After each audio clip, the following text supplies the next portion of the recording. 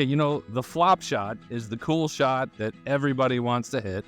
And if you've been a part of my student protocols, we try not to hit flop shots unless you absolutely have to. Now here, you can see this shot that I'm facing at beautiful PGA Village in Port St. Lucie, Florida.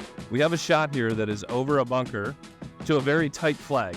So we don't have a whole lot of choice. We got water on the other side. We got another bunker on the other side. We don't have a whole lot of options. We have got to get this ball up in the air.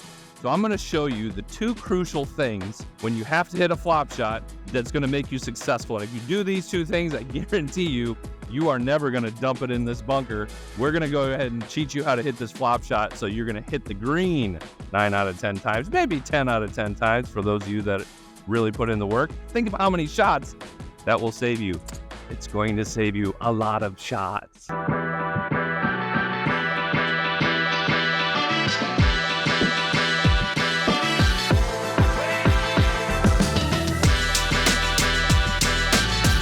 So hitting a flop shot is one of the scariest things you can do on a golf course. I know there's alligators. I know there's your wife yelling at you. I get it. But the flop shot is the scariest of all of them. We know half the time it goes 3 feet. The other half the time it goes 30 yards when we're trying to hit it 10 yards. It's the scariest shot. We have to find a better way. We have a better way. Give me 2 seconds. I'm going to show you how. Okay, so let's talk about why people suck at a flop shot. We've all done it. We've all taken this shot. We're trying to throw it up in the air. And I'll tell you, in my years playing with amateur golfers across the board, when somebody tries to hit a flop shot, every single time I'll put all the money in my wallet down that it's going to come up short, and I am almost always right. If I'd have been doing that my whole life, flying around in a private jet, because I'd have a lot of money. Let's figure out why this happens first of all. And I guarantee you one thing, that it is not that you pick up your head.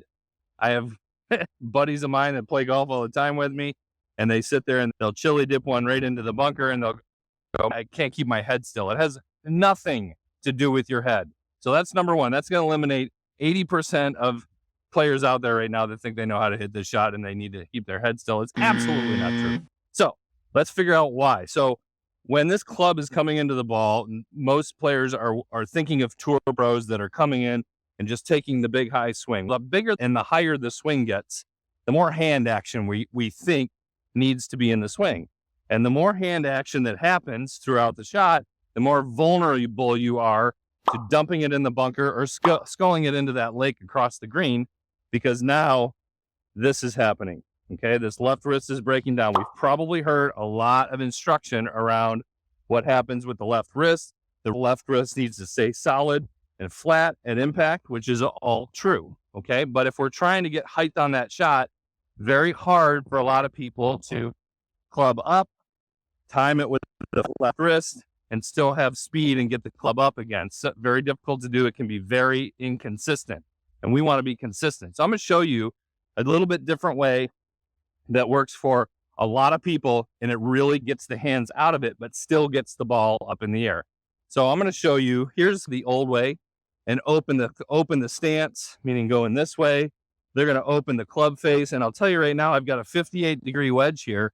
If I open the club face on this 58, now I'm looking at probably 62, 64. For me to hit this shot to the flag, I have got to almost take a full swing. It would be very hard. And to get the confidence enough to hit a full swing this shot, that is really hard to do. I would caution you in opening up that club face. We do want to make sure that we have the club setting correctly so that we use the bottom. That's a whole nother video that we're going to do about using the bottom of the club or the bounce. But we want to make sure that we do not open this face like a pancake. The tour players can do that. Most people cannot. If you're watching at home, that probably means you are not able to do that. They have lots of practice time. They have lots of talent, and they're in a different world. So this is more for kind of your average player.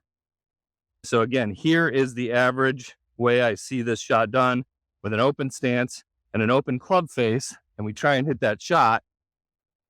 And there we go, nice and high and short, and it does us absolutely no good. And you say, oh, that cost me a shot. No, it probably cost you two, because this next one probably isn't going to get anywhere close to the flag.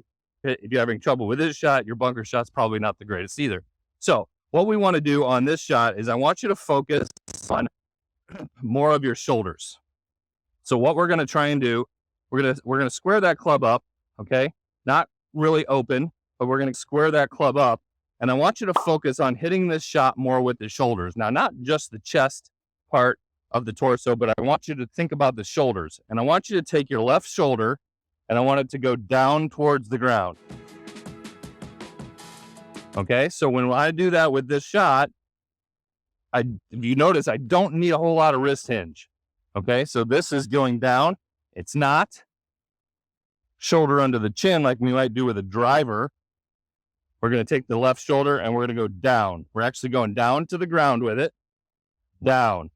Now, Brian, why the heck would I do that? It sounds stupid. I've never even heard of that before. Just wait a second. Give me a chance. You got to be patient. So we're going to take that left shoulder and go down. Now, the more the left shoulder goes down, that makes up for the vertical part of the swing. So since I'm not going to do this, we got to find another way to get the club up. We're going to do it by going down with the shoulder. If you notice, when I go down with the shoulder, club goes up. If I just go shoulder under my chin and don't go down, I don't have enough vertical in that swing. I need to get this club up here. So we're going to go down with the shoulder, and we notice the club goes up without all the wrist hinge. Let me show you how this works. Again, down with the shoulder, gets the club up in the air.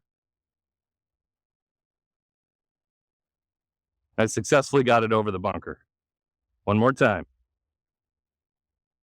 Well, let's look at that in slow motion.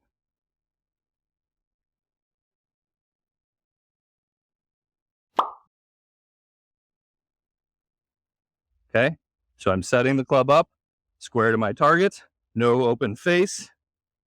I'm going to have my left shoulder go down, eliminate the hands.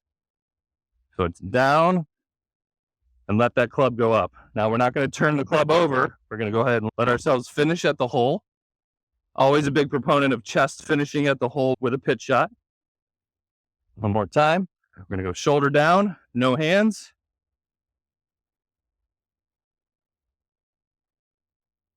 Easy peasy. And that is going to be so much more consistent for you on a day in and day out basis. Again, get the ball on the ground first as much as you possibly can and get that ball rolling. That's the most consistent shot.